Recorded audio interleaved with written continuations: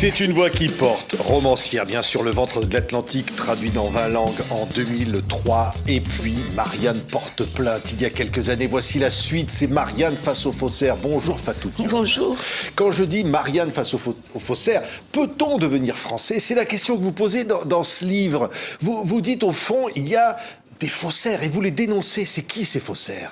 Les faussaires, ce sont ceux qui pensent que la couleur blanche, c'est ça la nationalité française. Alors, ce qui n'a rien à voir. La Constitution ne se soucie pas de nos origines ni de notre couleur. Donc, les faussaires, ce sont ceux qui trafiquent la Constitution de Marianne. Vous dites qu'il y a deux côtés, il y a deux camps de faussaires. Oui, il y a les loups et les faux bergers. Donc, dans tous les cas, ils sont dangereux pour les citoyens et les citoyennes que nous sommes. Oui, mais alors précisément, c'est qui d'abord les loups? Alors, les loups, ce sont les voix de l'extrême droite. Ce sont des personnes qui parlent toujours du déclin de la France, d'une espèce de menace, qui indexent un bouc émissaire à chaque fois, à chaque élection. Donc, les immigrés, les musulmans sont censés être là pour ruiner le destin de la France. Et donc, il faut s'élever contre ça, parce que les gens qu'ils pointent, ce sont des gens qui souffrent aussi des difficultés du pays. Or, ils leur mettent ces difficultés-là sur le dos. Les immigrés ne sont pas responsables de tous les maux de cette société française. Comme quand ils disent, alors on voit derrière vous plutôt Éric Zemmour et Marine Le Pen. Éric Zemmour, par exemple, qui dit renvoyer les étrangers qui n'ont pas de travail au bout d'un certain temps. Par exemple, vous en parlez dans le livre. S'il perd le sien, on le renvoie à ses origines. Comment ça? Il lave plus blanc que blanc. Donc, ce qui légitime sa présence en France, c'est exactement ce qui légitime la mienne. Oui. Donc, vous dites que Zemmour, s'il n'a plus de travail, il faudrait le renvoyer. Mais renvoyer exactement. En Algérie. C'est pas là-bas qu'il vient, c'est lui qui l'a dit. Il dit, mes parents sont d'origine berbère. Donc, alors, est-ce qu'ils peuvent l'être et que lui ne le soit pas? Et alors, ce qui a amené les gens qui légitiment leur présence ici, c'est ce qui légitime exactement la sienne. Donc, le vol qui pourrait me rapatrier, par exemple, ce serait le même que le sien. Ah oui. Eh bien oui. Donc vous le mettriez dans le même avion. Nous sommes autant les enfants de Marianne. Accommodons-nous les uns des autres comme Marianne s'accommode de nous. Oui. Marine Le Pen, on la voyait en photo, elle s'est recentrée dans son discours, mais vous aviez dit ce que vous en pensiez déjà dans votre livre précédent. Ben oui, là, l'extrême droite s'offre le luxe de se ramifier. Alors, quand il y a un loup plus teigneux, les autres loups passent pour des agneaux. Mais moi, je ne me laisse pas leurrer par ça. Hein. Vous savez, Rassemblement national, ce n'est jamais qu'une métastase du Front national. Et ça compte, il faut y penser. On ne peut pas mettre du vernis comme ça pour tout changer. C'est une idéologie profonde, ancrée, où ils voudraient convertir la France à cette vision étriquée. Donc, comme je suis là et que la Constitution me permet de dire que c'est ma sœur, quand je ne suis pas d'accord avec elle, je le lui dis. Vous dites, Marine Le Pen, c'est ma sœur. Ah, c'est aussi ma sœur. Oui. C'est pas parce que nous ne partageons pas les mêmes opinions. D'ailleurs, je le dis dans le livre. Ailleurs, ensemble, si quelqu'un la menace, je serai prompte à défendre une compatriote et aussi une sœur. Nous sommes sœurs dans cette fratrie humaine. Donc, et de la même manière, quand elle s'acharne sur d'autres injustement, je suis sa plus fidèle adversaire. Oui, mais voilà. En même temps, vous dites dans ce livre, Fatou Diom, comment vous avez vu ce pays changer, finalement. Oui, depuis 1994, je vis à Strasbourg, donc à l'heure actuelle, j'ai passé plus de la moitié de ma vie en France. Et j'ai vu ce discours se radicaliser, se rétrécir. Vous savez, nous sommes passés de la fracture sociale de la campagne de M. Chirac en 1995 et nous sommes arrivés à l'identité nationale de M. Sarkozy en 2007. Et aujourd'hui, on nous parle de grands remplacements. Donc on dirait qu'on va déplanter des cocotiers pour mettre des palmiers. Ce n'est pas du tout le cas. C'est la fratrie humaine qui partage le même prêt du Seigneur. Donc vont-ils reprocher à Dieu d'avoir mis les humains ensemble? Oui. Vous dites, je suis... Quand on vous demande votre nationalité, vous ne répondez pas « je suis française », même si vous êtes française. Oui, je dis « je suis franco-sénégalaise ». Il m'a fallu le couscous de ma grand-mère, le poisson de mon grand-père, l'école sénégalaise pour avoir une réflexion ouverte sur la France. Et c'est ça qui m'a amené jusqu'en France. Donc je ne peux pas être la Française que je suis sans la Sénégalaise qui m'a transportée jusqu'ici. Et je ne peux pas être la Sénégalaise que j'étais, vu tout ce que j'ai appris, tout ce que j'ai adopté de cette France-là qui m'a accueillie. Oui. Donc je suis faite des deux cultures. Je dois pouvoir le dire sans me sentir gênée aux entournures. Ça va de soi. On peut être à la fois sénégalaise et française. Oui, alors je dis, il y a des gens qui disent « Ah, elle est française, mais sénégalaise ». Et évidemment, je préfère nettement ceux qui disent elle est française et sénégalaise. Parce que je dis aucun de ces deux mots ne peut suffire à me définir. Tout de moi tient dans le trait d'union qui relie ces deux mots. Parce qu'aucun d'eux ne serait suffisant aujourd'hui pour dire qui je suis. Donc il faut relier les deux. Ce trait d'union, c'est un pont que je traverse. Ce pont m'amène du Sénégal à la France, de Strasbourg à Niodior. Et chaque fois quand je décolle, eh ben, je décolle pour le plaisir d'atterrir parmi les miens. Oui, oui, mais alors Valérie Pécresse, autre candidate à l'élection présidentielle, a parlé des Français de papier. Comme elle. Comment ça, comme elle? Ah ben parce que nous avons les mêmes papiers qui nous rattachent à Marianne. Donc elle est aussi française de papier. Non, mais elle veut dire par là des gens qui ont juste des papiers mais qui ne se sentent pas français, qui ne sont pas français. Oui, c'est un euphémisme. Donc c'est des gens qui défendent des idéologies et qui n'osent pas dire un chat, un chat. Française de papier, ça veut dire les Français non blancs. Donc s'ils pensent que la blancheur en tant que telle, c'est une qualité intrinsèque de l'être humain, eh bien, donc ça veut dire que quand on est blanc, on est né avec toutes les compétences et qu'on n'a pas besoin de s'améliorer, ce qui serait une débilité absolue. Oui. Donc la blancheur, ce n'est pas une qualité, pas plus que la noirceur n'est une qualité. Ce ne sont pas des défauts non plus, ce ne sont pas des tares. Ce sont juste des hasards génétiques qui ne définissent pas du tout la mentalité d'un humain. Et il faudrait respecter cette constitution qui, justement, dès son préambule, dit que la France ne distingue les citoyens ni par la couleur, ni par la religion, ni par les origines. Mais alors, c'est ça que vous répondez à Valérie Pécresse. Oui. Au fond, vous avez l'impression de dire que c'est raciste de dire ça? C'est pas seulement raciste, c'est inculte. C'est ne pas tenir compte de la Constitution. Quand on a la prétention de diriger ce pays, quand on réclame le gouvernail de Marianne, on doit donner un exemple de respect de cette Constitution. Si c'est vraiment une république, ce n'est pas une république qui se définit par sa blancheur. Ce pays, sa constitution, définit cette république donc par sa constitution, la laïcité, la république sociale indivisible, laïque, démocratique, où les hommes et les femmes ont les mêmes droits pour les responsabilités professionnelles et sociales. À aucun moment, il n'est dit qu'il y avait des degrés et des hiérarchies de francité. Si voilà, ils ne vont pas prouver le fait d'être français avec de la liqueur de Felling. Oui. Alors vous citez après votre premier livre, vous avez reçu ici, et d'ailleurs des centaines de milliers de spectateurs ont vu ces émissions sur la chaîne YouTube de l'émission L'Invité. Vous publiez des lettres. C'est horrible. Non mais c'est horrible, Fatou. Lettre numéro 1, je cite. Bonjour Madame la Guenon. Oui. Ça va? Tu te plais bien chez nous? Il y a bon les allocs? Voilà ce qu'on vous écrit. Oui, les allocations familiales. Oui, on vous écrit des choses comme ça. Ben, je cotise moi pour que les gens qui l'écrivent puissent en toucher. Parce que s'ils en parlent tout le temps, c'est que c'est fondamental pour eux. Donc ce sont certainement des gens qui vivent des allocations qui m'envoient se reprocher la figure sans rien savoir de ma vie. Oui, une autre lettre qui dit, en fait, je te salue même pas, t'es qu'une guenon, dégage de chez nous, t'es là pour profiter des allocs avec ta putain de marmaille. Exactement. Non mais vous le publiez parce qu'il faut montrer ça. Mais parce que moi je n'en parlais jamais, je le dis d'ailleurs dans le texte, j'ai toujours refusé de leur donner leur quart d'heure warolien, ok? Je ne voulais pas leur faire de la publicité, ce serait vraiment tenir compte de gens qui n'ont même pas l'intégrité morale de marquer leur adresse. Quelle lâcheté! Donc moi je dis on te fera ci, mais les faucons au moins montrent leur bec à leur proie. Donc ceux-là, ils s'adressent à quelqu'un, ils voudraient me transformer en proie, mais ils ne se montrent même pas. Et ils ne mettent même pas leur adresse sur les courriers.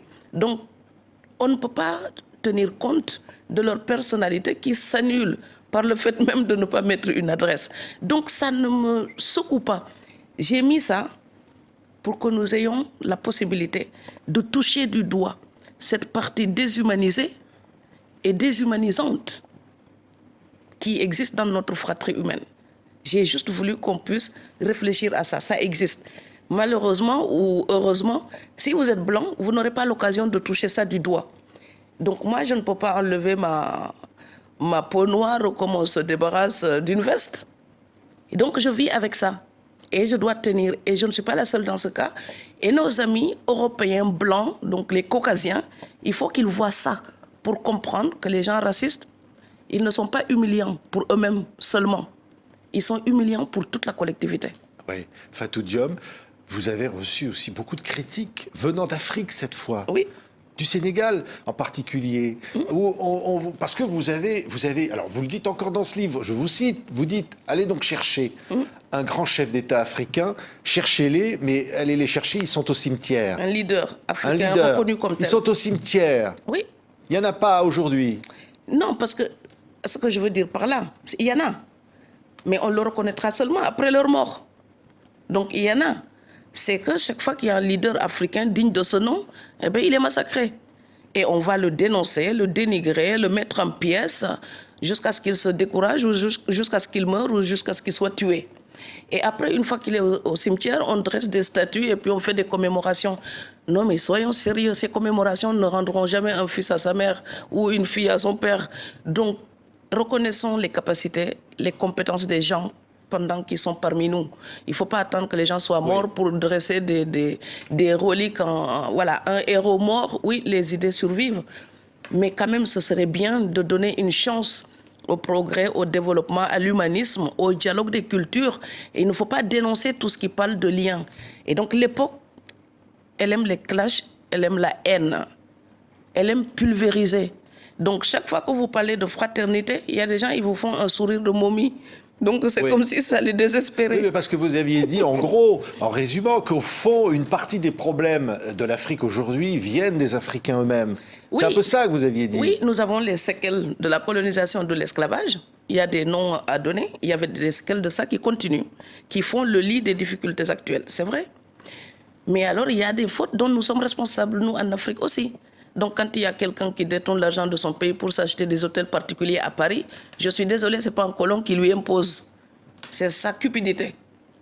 Et alors, quand on prive son peuple pour se donner une condition qui est digne d'un chef d'État européen, eh ben, on affame les siens, eh ben, on n'est pas plus méritant qu'un colon. Il faut dénoncer aussi cela.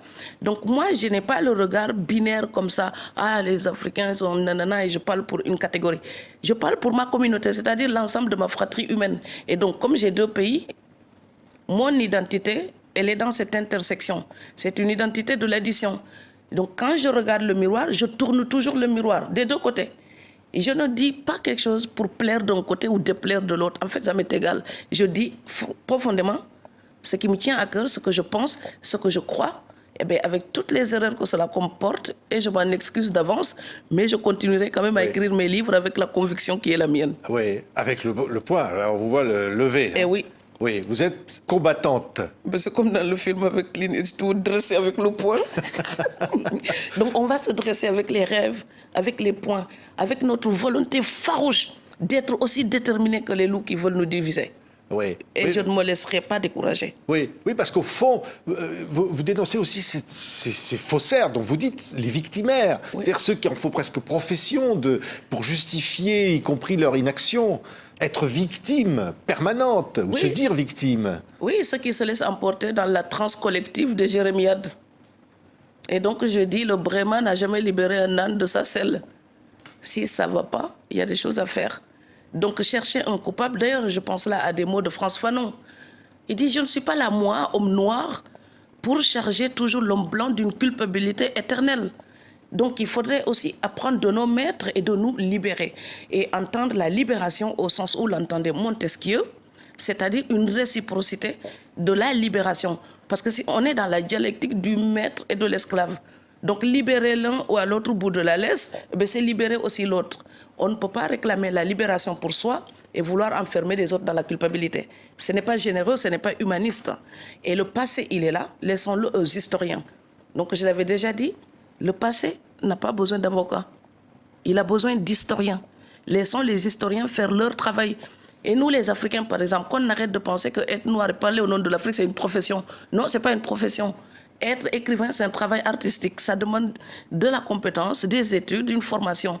Et on n'a pas une obligation de parler tout le temps de l'Afrique. Moi, si je parle de l'Afrique, il faut le faire dans la cohérence d'une réflexion.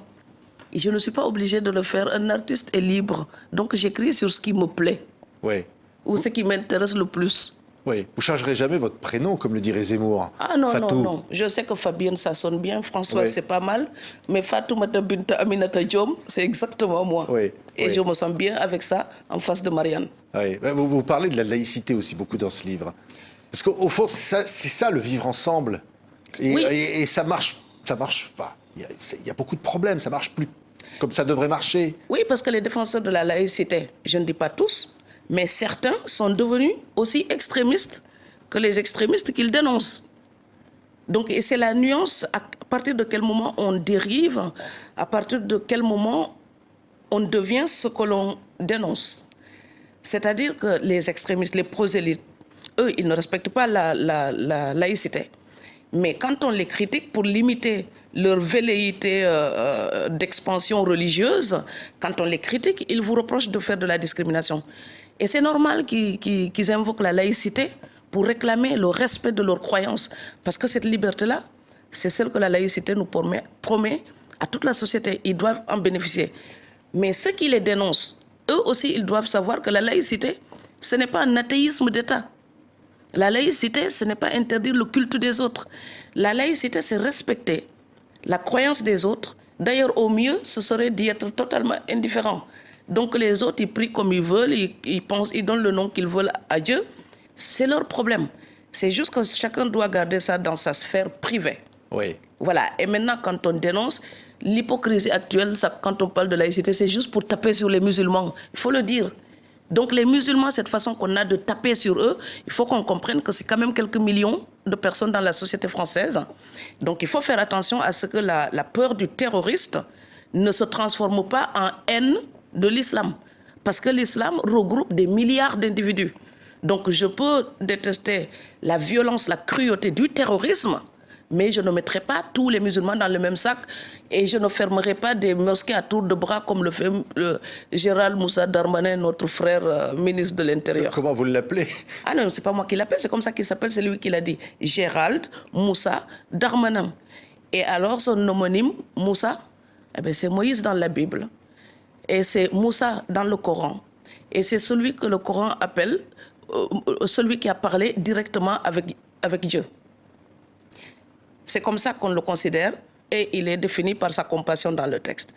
Donc moi, je demande tout simplement au ministre de l'Intérieur de penser à la Genèse. Et bien, quand Dieu a dit qu'il voulait punir Sodome et Gomorrhe, Abraham a dit profanation. Il en serait donc du juste comme du mécréant, du fautif. On ne peut pas punir les justes et les fautifs de la même manière.